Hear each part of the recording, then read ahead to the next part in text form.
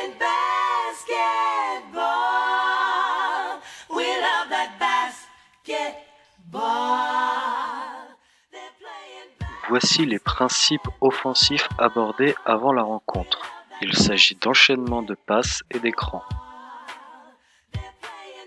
Et voici ceux de la défense. Nous nous efforcerons au cours de la rencontre d'appliquer ces principes offensifs et défensifs. Pour voir ce qu'il s'est passé en attaque. D'un point de vue collectif offensif, les principes évoqués précédemment permettent des solutions de passe et les enchaînements sont fluides et permettent de trouver également des décalages.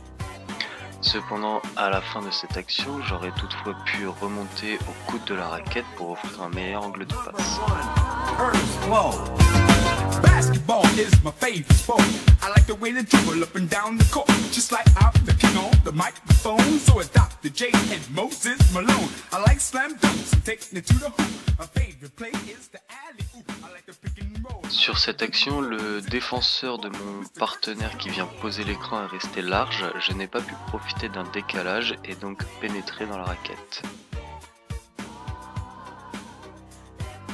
Sur cette action, notre partenaire fixe et attire la défense dans la raquette. Nous sommes donc restés dans les ailes pour offrir des angles de passe.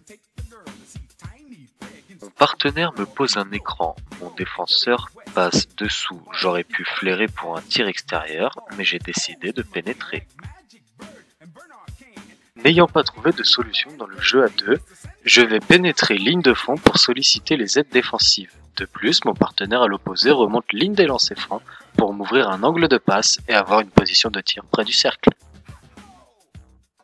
À la fin de l'action, le porteur de balle s'embrouille. Je m'engage vers le panier pour une passe. La passe est mauvaise, mais par chance, mon autre partenaire réceptionne le ballon et me le prolonge.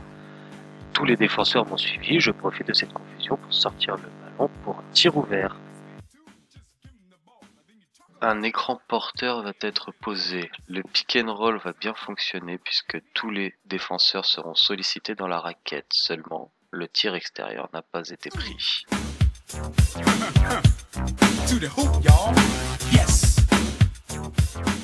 Observons maintenant les situations de défense.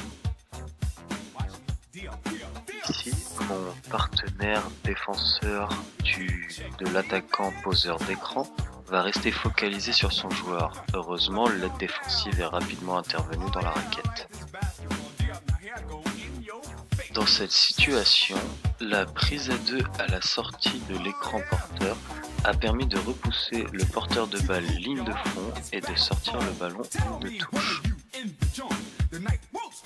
Sur cette action, mon joueur va parvenir à prendre l'axe. Heureusement, l'aide défensive intervient rapidement, ce qui me permet d'anticiper la passe.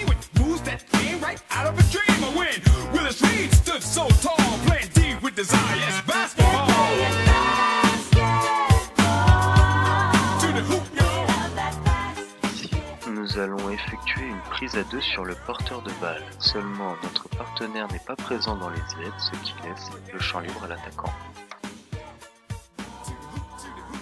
Dans cette action, lors du déplacement de mon joueur, je le perds du regard et me concentre sur le ballon. Cela permet à mon adversaire de trouver le backdoor et une position. Manque de communication, nous n'avons pas pu intervenir assez vite. À nouveau un manque de communication, mais cette fois-ci sur un écran.